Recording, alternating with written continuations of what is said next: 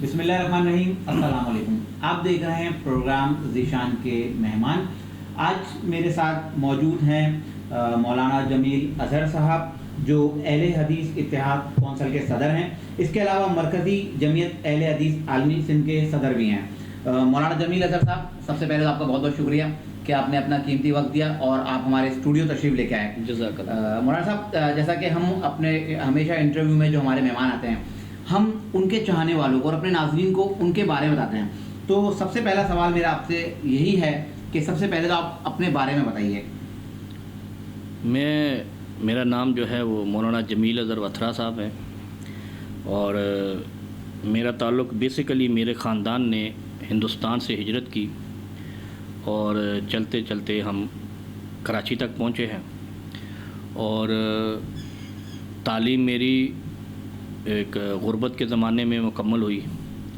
پھر میں نے کراچی یونیورسٹی سے ایم اے اسلامیات اور اس کے علاوہ درس نظامی سے میں نے کراچی کے ایک معروف ادارے جس کا انٹرنیشنل یونیورسٹیز کے ساتھ الحاق ہے، ایفیلیشن ہے، وہاں سے مکمل کیا۔ اس کے علاوہ جامعہ اسلامیہ مدینہ منورہ سے میں نے ایک خصوصی اسکالرشپ کورس بھی کیا۔ تو اللہ کے فضل و کرم سے اس کے بعد میں دین کی خدمت کے لیے میدان میں ہوں۔ ایک ادارہ گلستان جوہر میں چلا رہا ہوں۔ اس کے علاوہ یہ مذہبی تنظیم ہے اور ان کا مذہبی سیاسی رول ہے پاکستان کی سیاست میں بھی، اور دینی حلقوں میں اس کا بڑا نام ہے اہل حدیث اتحاد کونسل کے نام سے، اور اس طرح مرکزی جمعیت اہل حدیث عالمی، ان دونوں کا میں صدر ہوں۔ ماشاء اللہ سے آپ نے اپنا تعارف کرایا۔ یہ بتائیں کہ ماشاء اللہ آپ بڑے خوش مزاج ہیں، بڑے اچھے ہیں، اور طنز و مزاج کے اکثر آپ کے بڑے اچھے اچھے بیان آتے رہتے ہیں۔ یہ بتائیں کہ آپ کا بچپن کیسا گزرا؟ بچپن میں کیسے تھے آپ؟ بچپن میں ہماری والدہ بتاتی تھیں کہ ہم 4 بھائی ہیں اور 2 بہنیں ہیں، اور ان سب میں والدہ ہماری، اللہ تعالیٰ ان کو غریق رحمت کرے، وہ بتاتی تھی کہ آپ اپنے سارے بھائیوں بہنوں میں شرارتی زیادہ ہیں، اور یہ بھی ساتھ کہتی تھیں کہ ذہین بھی زیادہ ہیں۔ اور باقی اللہ رب العالمین کی عطا ہے کہ اللہ رب العالمین نے میں نے جس زمانے میں تعلیم حاصل کی وہ لالٹین کا زمانہ تھا، جس کو آپ جانتے ہوں گے۔ لالٹین تو ایک سیاسی پارٹی کا نشان بھی ہے۔ میں نے اپنی میٹرک لالٹین پہ کی ہے۔ میرے علاقے میں اس وقت لائٹ نہیں تھی۔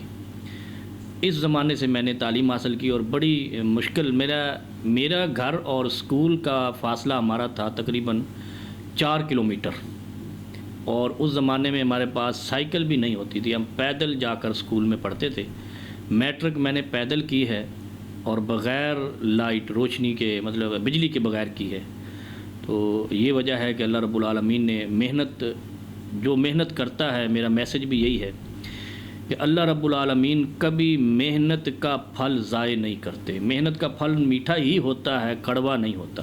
آپ نے لالٹین میں سے پڑھا، یا لالٹین میں کبھی کسی کو لو لیٹر یا محبت ہوئی ہے؟ کبھی کسی سے لو لیٹر لکھا کسی کو لالٹین میں؟ نہیں، یہ فرصت نہیں ملی، کیونکہ میرا زیادہ تر توجہ جو ہے نا وہ صرف تعلیم کی طرف ہوتی تھی، اور اس کے علاوہ تعلیم کے علاوہ ہمارے گھر کے جو کام کاج ہوتے ہیں، جو ایک زمیندار یا کسان کرتے ہیں، وہ ہمارے کام ہوتے تھے، اتنی فرصت نہیں ہوتی تھی۔ عموماً خواتین کا ایک شکوہ رہتا ہے کہ مردوں کو صرف ایک ہی سنت یاد رہتی ہے، 4 شادیاں۔ تو یہ بتائیں کہ آپ کی ماشاء اللہ سے کتنی شادیاں ہیں؟ میری لو میرج نہیں ہے، میری ارینج میرج ہے، اور میری شادی میری والدہ کی مرضی سے ہوئی ہے۔ ایک ہی ہیں آپ کی شادی؟ اور ایک ہی میری بیوی ہے، اس سے الحمدللہ میرے 5 بچے ہیں، 4 بیٹے ہیں، 1 بیٹی ہے۔ اکثر آپ بہت پیاری بات کرتے ہیں، اور مجھے بہت پسند ہے آپ کی یہ بات کہ مسلک جو ہیں وہ مولویوں کے ہیں، امت کے نہیں ہیں۔ اس پہ تھوڑی سی آپ وضاحت کریں گے؟ اس میں وضاحت کی ضرورت ہی نہیں، یہ واضح ہے کہ جب سے ملت اسلامیہ فرقوں میں بٹی ہے، مسلکوں میں بٹی ہے، یہ دوبارہ رولنگ پوزیشن میں نہیں آئی ہے، اور یہ تجربہ ہے کہ مسلمانوں کو اگر دنیا پہ سیدنا فاروق اعظم، سیدنا علی المرتضیٰ اور سیدنا صدیق اکبر، یا جسے ہمارے وزیر اعظم صاحب کہتے ہیں کہ ریاست مدینہ قائم کرنی ہے، ریاست مدینہ قائم کرنے کے لیے سب سے پہلے فرقوں کو ثانوی حیثیت پہ لے کر جانا ہے اور دین رسول اللہ صلی اللہ علیہ وسلم کو پہلی پوزیشن پہ لانا ہے، فرقوں کی حیثیت ختم کر کے قرآن و حدیث کی حیثیت کو جب منوائیں گے تو دنیا پر اسلام غالب ہوگا۔ علماء کرام ہمیشہ اتحاد کی بات تو کرتے ہیں، آپ کی نظر میں ایسی کوئی تجویز ہے کہ ہم اس فرقہ واریت کو ختم کر کے آپس میں ایک ہو جائیں؟ فرقہ واریت ختم نہیں ہو سکتی، کیونکہ یہ ایسی بیماری ہے، جو بھی فرقہ ہے نا وہ جو کام کر رہا ہے وہ اجر سمجھ کے کر رہا ہے اور ثواب سمجھ کے کر رہا ہے، اور جو کام ثواب اور اجر کی نیت سے کیا جائے وہ کبھی ختم نہیں ہوتا۔ ہاں یہ ہے کہ ان کو کہا جائے یہ ثواب آپ اپنے تک محدود رکھیں، جو مشترکات ہیں ان پہ آ جائیں، اور وہ قرآن و حدیث ہے۔ قرآن و حدیث کی طرف جب آئیں گے اور اپنی ذات اور اپنے فرقے اور اپنے مسلک کو ہم ثانوی حیثیت دیں گے، امت مسلمہ ایک ہو جائے گی، ان کے اندر سے نفرت ختم ہو جائے گی، محبت پیدا ہو جائے گی۔ پاکستان میں نفرت کا ایک بازار ہے، اس کے پیچھے صرف اور صرف فرقہ پرستی ہے۔ آپ دیکھ لیں فرقوں کے نام پہ کتنی کشت و خون ہوا پچھلے دہائیوں میں۔ وہ ہمارے ایک صاحب آئے، انہوں نے کچھ تنظیموں کو کالعدم کرایا، جس کی وجہ سے تھوڑا سا یہ فرقہ پرستی کے نام سے جو نفرت تھی وہ کول ڈاؤن ہوئی۔ اب اگر ہم اس چاہتے ہیں کہ امت پاکستان میں کم از کم مسلمان ایک ہو، تو ان کو بولو آپ فرقے اپنے گھروں تک رکھو، اپنی مسجدوں تک رکھو، پاکستان کی رہنمائی صرف اسلام پہ کرو، تو انشاءاللہ اسلام غالب آئے گا۔ اور اگر یہی فرقہ پرستی رہی تو اسلام اسی طرح ہمارے اپنے ہاتھوں سے دنیا میں عبرت کا نشان بنتا جا رہا ہے۔ انشاءاللہ اسلام غالب آئے گا۔ اچھا، آپ کی موجودگی کا میں فائدہ اٹھاؤں گا۔ اس وقت جو سب سے بڑا مسئلہ جو ہمارے ملک کا ہے نا، خواتین کے حقوق کا ہے، کہ جب بچیوں کی شادیاں ہو جاتی ہیں اور شادی کے بعد جب وراثت میں جب حقوق کی اور حق کی بات آتی ہے تو ان کے بھائی یا گھر والے کہتے ہیں ہم نے شادیوں میں آپ کا خرچہ کر دیا، وہ آپ کو والدین کی وراثت میں حق مل گیا، وہ حق ہو گیا۔ اس پہ آپ تھوڑی سی روشنی ڈالیے گا، خواتین کے اور بچیوں کے حقوق پہ۔ اچھا، یہ بڑی عجیب سی بات ہے یہ جو آپ نے کی ہے نا، کہ شادیوں پہ خرچہ کر دیا لہذا حق نہیں ہے۔ قرآن تو کہتا ہے کہ للذکر مثل حظ الانثیین، دو لڑکیوں کے برابر ایک لڑکے کا حصہ ہوگا، یعنی ایک لڑکے کو جتنا ملے گا وہ دو بیٹیوں پہ تقسیم ہوگا۔ ایک بات تو یہ ہوگی۔ دوسرا، شادی اگر بیٹیوں کی ہے تو کیا بیٹوں پہ خرچہ نہیں ہوا؟ بیٹوں کی بھی شادی کی ہے۔ تیسری بات یہ ہے کہ جو والدین، کیونکہ اس بیٹیوں کو حصہ دینے کے بارے میں قرآن کا بھی حکم ہے، نبی علیہ الصلوۃ والسلام کا بھی حکم ہے، جو صاحب ایمان اپنی بیٹیوں کو یا جو بہنوں کو حصہ نہیں دیتے وہ اللہ کے بھی مجرم ہیں اور رسول اللہ کے بھی مجرم ہیں، اور ان گھروں میں کبھی سکون نہیں آتا، برکت نہیں آتی جو بیٹیوں کا حق کھا جاتے ہیں، ان بے چینی رہتی ہے، ڈپریشن رہتی ہے، بیماریاں رہتی ہیں۔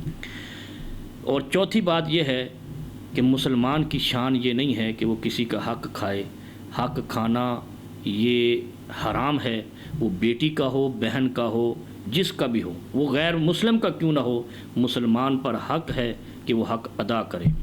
اور پانچویں بات یہ ہے کہ اسلام ہی وہ واحد دین ہے جس نے بیٹیوں کو حقوق دیے ہیں، دوسرے ادیان میں تو حقوق کی بات ہی نہیں ہے۔ اسلام اس لیے بھی سرفراز ہے کہ یہاں حقوق دینے کی بات ہے۔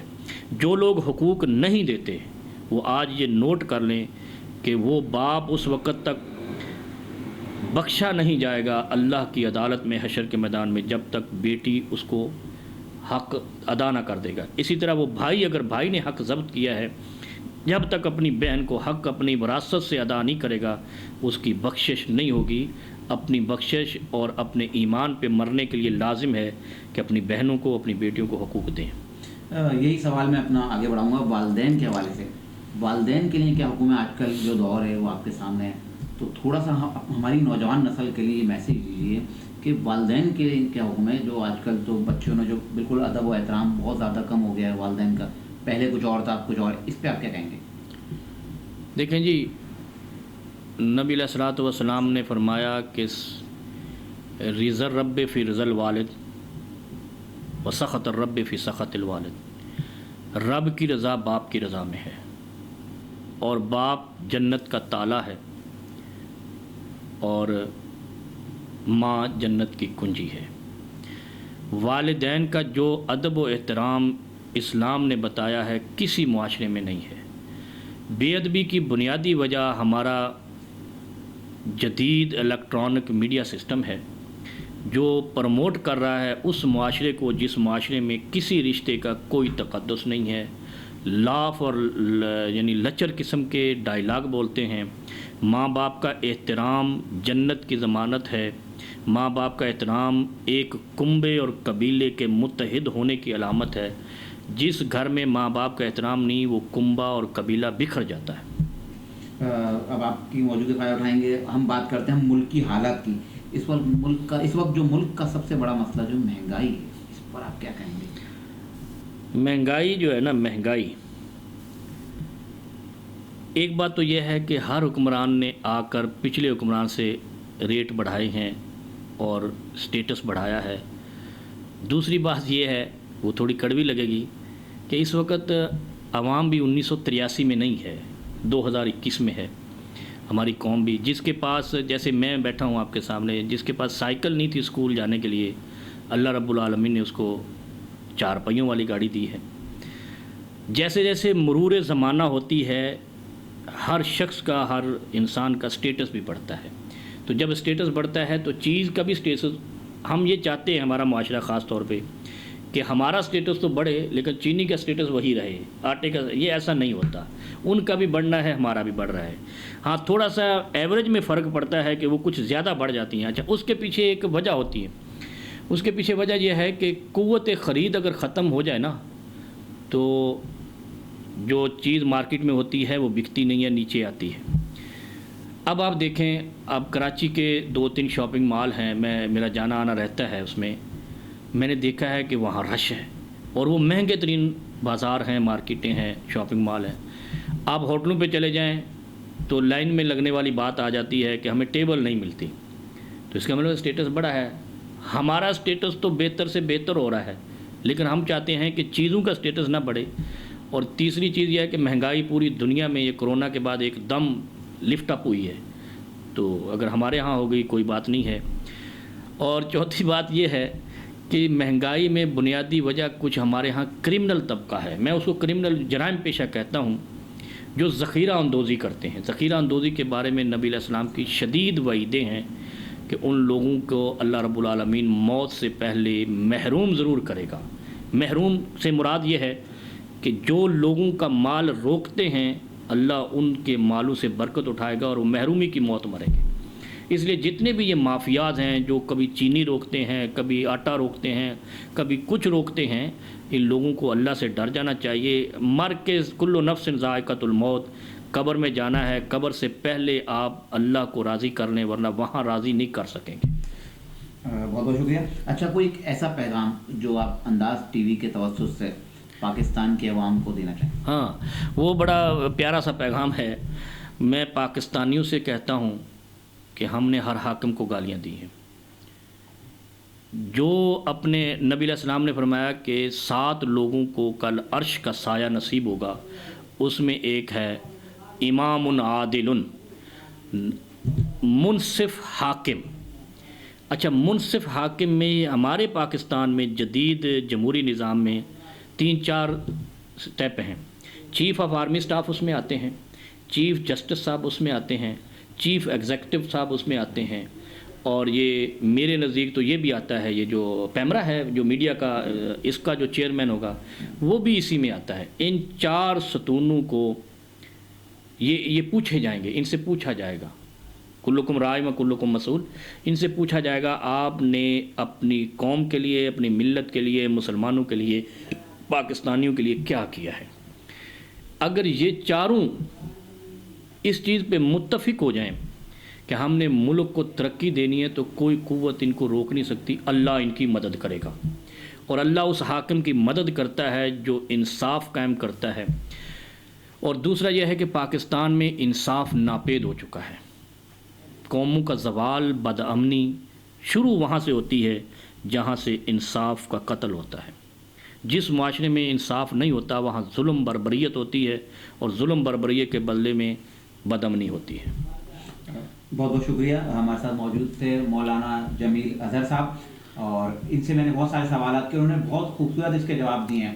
آپ جو ہے ہمارا پروگرام ضرور دیکھیے گا اور اپنی قیمتی رائے سے ضرور آگاہ کریے گا. انشاءاللہ نئے پروگرام میں نئے مہمان کے پھر حاضر ہوں گے. تب تک کے لیے اجازت دیجیے. اللہ